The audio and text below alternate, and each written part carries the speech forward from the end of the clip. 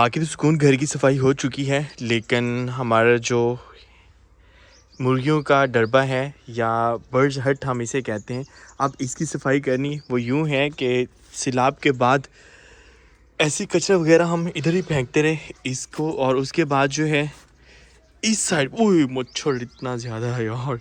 इस साइड पे हम देखते हैं तो इसकी छत गिर गई है। तो मैं सोच रहा हूँ कि ये जो छोटे छोटे इसमें डरबे थे, ये हमने जब हमारे पास कबूतर हुआ करते थे तब बनाए थे, तो ये ख़त्म करके एक बड़ा ही डरबा बना देते हैं। तो कैसा रहेगा? इसमें ये है कि मुर्गियाँ ज़्यादा आ सकती हैं और वो खुली भी रहेंगी। वैसे तो सर्दियों के लिए अच्छी थी, लेकिन छत गिर गई है तो अब डरबे के अंदर डरबा बनाना थोड़ा सा मुश्किल हो जाएगा।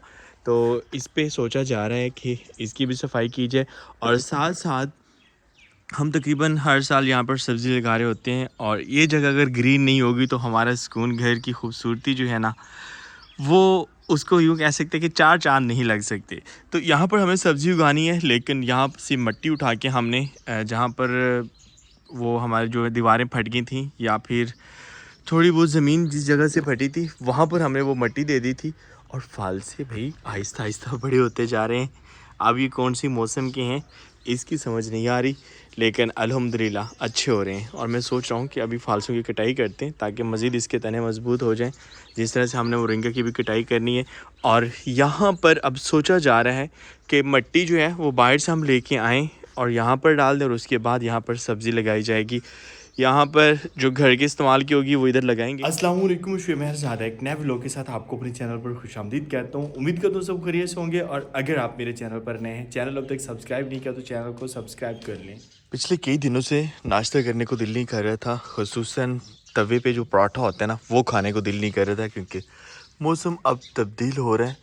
और फिर हमने सोचा कि नाश्ता तो करना ही है, क्यों ना सुबह सुबह तंदूर पे पराठे बनाए जाएँ। तो तंदूर हमारा जो है वो अब वहाँ पर रोटियां लगाई जा सकती हैं। सैलाब के बाद एक बार हमने लगाई तो बहुत ज़बरदस्त रहा, तो इसलिए हमने कहा कि आज हमारा नाश्ता जो है ना वो तंदूर पे ही बनेगा, खुसूसन पराठे। और तंदूरी पराठे या तंदूरी रोटी का एक अलग मज़ा होता है, तो आज जो है वो तंदूर पे ही बनाए जा रहे हैं।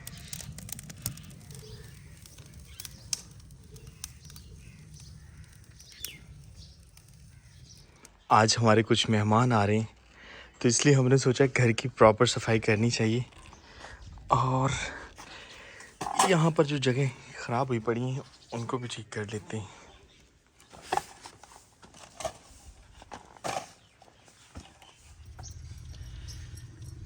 यहाँ पर तंदूरी पराठे बनाए जा रहे हैं, और है सिंपल तंदूरी रोटी, बस इसके ऊपर देसी घी लगा दिया जाता है तो तंदूरी पराठा बन जाता है। भी लगा रही हैं। अच्छा, बल वाला पराठा है।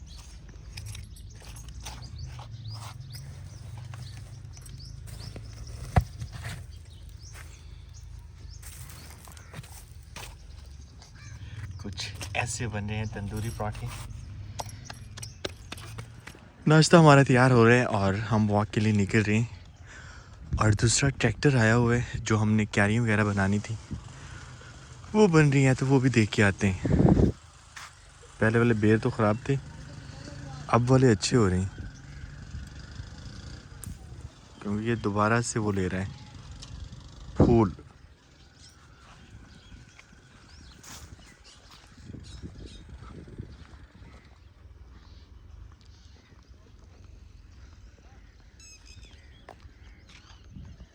आज सुबह सुबह हम बाग में आए,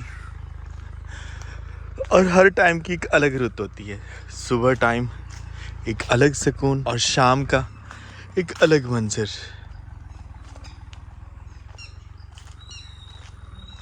सामने माल्टे का इतना बड़ा पौधा था जो सैलाब की वजह से खुश्क हो गया, और अरवी फिर से फूट रही है। अच्छी सब्ज़ी है इसका मतलब है, ये भी पहले वाली खुश्क होगी और ये नीचे से फूट रही है दोबारा।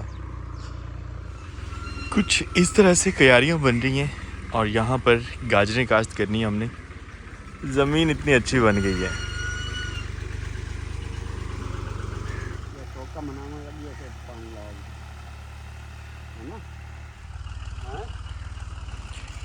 ये वाली मुकम्मल हो चुकी हैं, और यहाँ पर गाजरों की काश्त हो भी चुकी है। ऐसे बीज पहले बिखेरा गया था और उसके बाद फिर क्यारियाँ बनाई गई। अब उम्मीद इंशाल्लाह होंगी और बहुत अच्छी होंगी।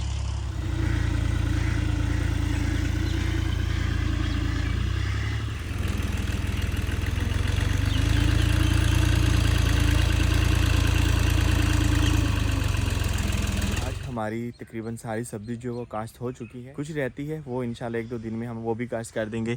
और यहाँ पर जहाँ पर पहले हमने तोरी वगैरह लगाई थी और कद्दू लगाए थे, यहाँ हमने क्यारियाँ बनवा दी हैं और इसमें लगा है शलजम, मूली और सोच रहा हूँ कि कुछ क्यारियों में जो है चुकंदर भी लगा दिया जाए।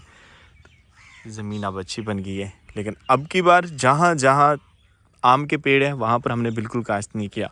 और इस साइड पे जो है वो गाजर लगा दी गई है। गाजर थोड़ी सी ज़्यादा लगाई है क्योंकि इसकी ज़रूरत भी होती है और इंशाल्लाह उम्मीद है कि अच्छी रहेगी। अभी इसको पानी वगैरह नहीं लगाना, इसे वत्र बोलते हैं। बस इसी वत्र पे जो है ना उम्मीद है कि अब निकलना शुरू हो जाएंगे पौधे बहुत जल्द।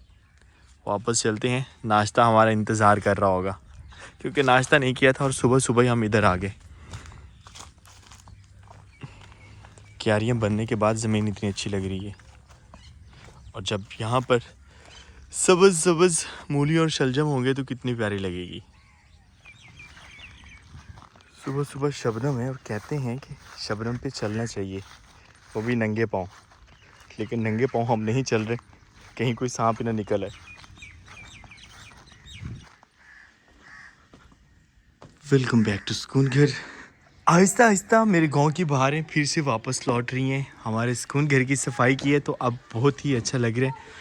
और इस साइड पे पहले हम देखते थे तो पानी ही पानी था, उसके बाद देखते थे तो हर चीज़ हमें वीरान लग रही होती थी। अब हमें तकरीबन 90% सब्ज़ा नज़र आ रहा है और जहाँ पर सब्ज़ा नहीं था वहाँ पर अब हल वगैरह चलाए जा रहे हैं और अगले सीज़न की फसल काश्त करने के लिए ज़मीन की तैयारी की जा रही है। शाहजेब लोग खेल रहे हैं। हाँ। क्या छक्का चौका खेल रहे हैं और मेरा बोल बोल के सग बैठ गया, मतलब कि गला बैठ गया है मेरा। हम अक्सर जिक्र करते हैं कि जब कौवा बोल रहा होता है तो उसका मतलब है कि मेहमान आने वाले हैं और आज वाकई मेहमान आने वाले हैं, इसीलिए कौवा बोल रहा है। और हमने दरवाजे जो हैं वो पहले खोल रखे हैं मेहमानों के आने के लिए। और कौवा हमें बता रहा है कि भाई आ रहे हैं मेहमान आज मैं झूठ नहीं बोलूँगा। और कहते थे कि कौवे को चूरी खिलाएं या रोटी खिलाएं क्योंकि मेहमान आ रहे हैं और इनका जो है ना वो पैगाम लेके आया मेहमानों का, तो इसलिए कुछ ना कुछ खिलाना चाहिए।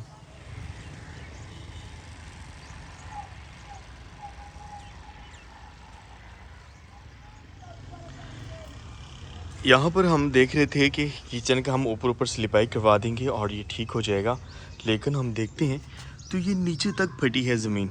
मतलब कि सिर्फ ये दीवार नहीं फटी, ये पूरी गिरानी पड़ेगी और इसमें अच्छे से जो है वो मट्टी प्रेस करने के बाद फिर हमें किचन ठीक करना होगा।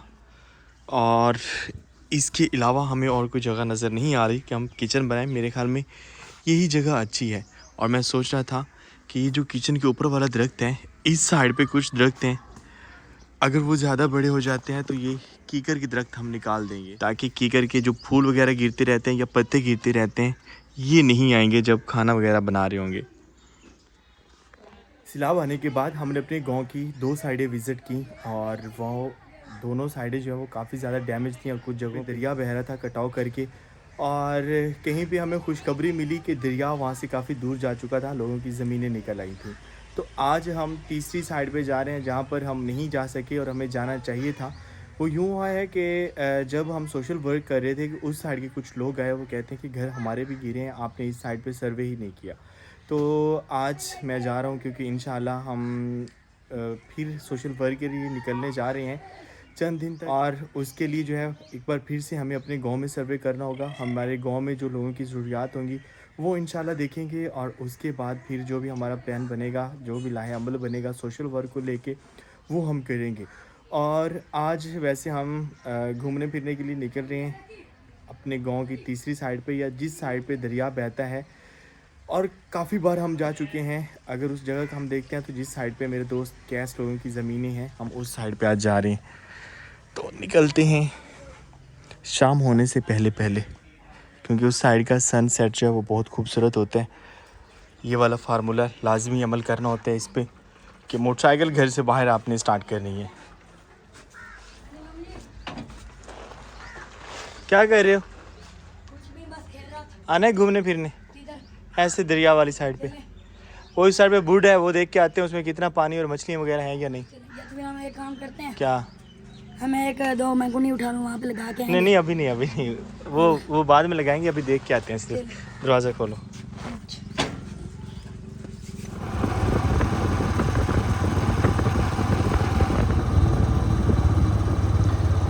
सैलाब के फ़ौरन बाद हम इस साइड पे आए थे और इस धान के ऊपर बिल्कुल मट्टी थी, लेकिन उन्होंने मेहनत की और धान फिर से अच्छा हो रहा है।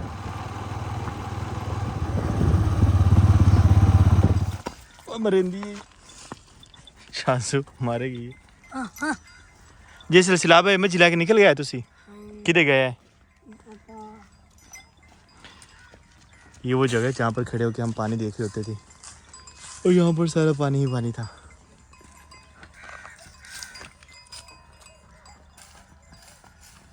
भैंसों के गले में वो जो घंटी है ना, उनकी आवाज़ इतनी खूबसूरत लग रही है, माहौल के साथ मिली हुई है।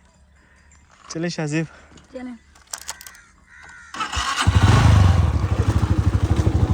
सैलाब के दौरान इस साइड पे पानी ही पानी था और सामने वाली जो भैनियाँ हैं, लोग यहाँ तक ट्यूबों के ज़रिए जा रहे थे और अब अल्हम्दुलिल्लाह हम मोटरसाइकिल पे जा सकते हैं। ज़िंदगी फिर से बहाल हो गई है और अब तो लोगों ने अपनी फसलें भी काश्त करना शुरू कर दी है।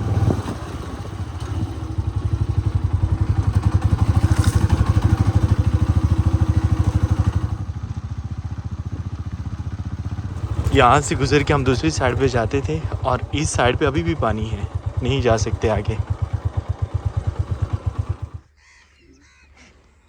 इस साइड पे पानी है, यहाँ से आगे नहीं जा सकते। और आपको याद होगा यहाँ से हम गुजर के जाते थे कैश लोगों की ज़मीनों की तरफ, और वहाँ पर एक छोटी सी झील भी थी जिसका हम अक्सर जिक्र करते थे। और इस साइड पे सैलाब ने काफ़ी ज़्यादा नुकसान किया है, घर वगैरह गिर गए हैं सारे।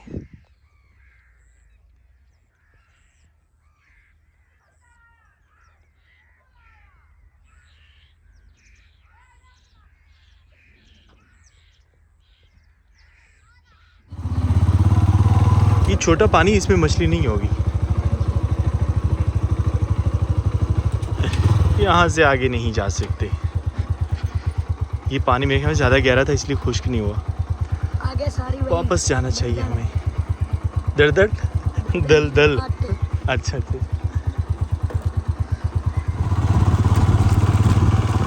जो साइड देखने के लिए हम जा रहे थे उस साइड का रास्ता भी कटा हुआ है, पानी है, वहाँ पे नहीं जा सकते क्योंकि उस साइड पे भैनियाँ थीं और मेरा ख़्याल था कि वो भैनियाँ नहीं बची होंगी क्योंकि बिल्कुल दरिया के किनारे पर थीं। फिर कभी आएंगे या फिर कोई और रास्ता हम पूछते हैं कि उस साइड पे हम जा सकते हैं या नहीं। बागात तो सही हरे भरे हो गए। ये वाला ट्रैक बहुत खूबसूरत है, साइडों पे दरख्त हैं और दरख्त भी बिल्कुल झुके हुए हैं सड़क पे। शाम ढल चुकी है और हम वापस घर आ गए हैं। जॉनी कैसे हो? इंतज़ार में बैठे थे? क्या हुआ है? किसने मारा? किसने? वैसे मौसम बदलने से पहले पहले जॉनी को नहलाना है हमें, बेचारा काफ़ी ज़्यादा गंदा हुआ फिर रहा है। क्या हुआ है? किसने मारा है? शिकायत लगा रहा है किसी की। जैसे हर बात का जवाब दे रहा हूँ। और मटकते मटकते डेज़ी भी आ गई है। आ जाओ डेज़ी, आ जाओ। वो डरती है इससे।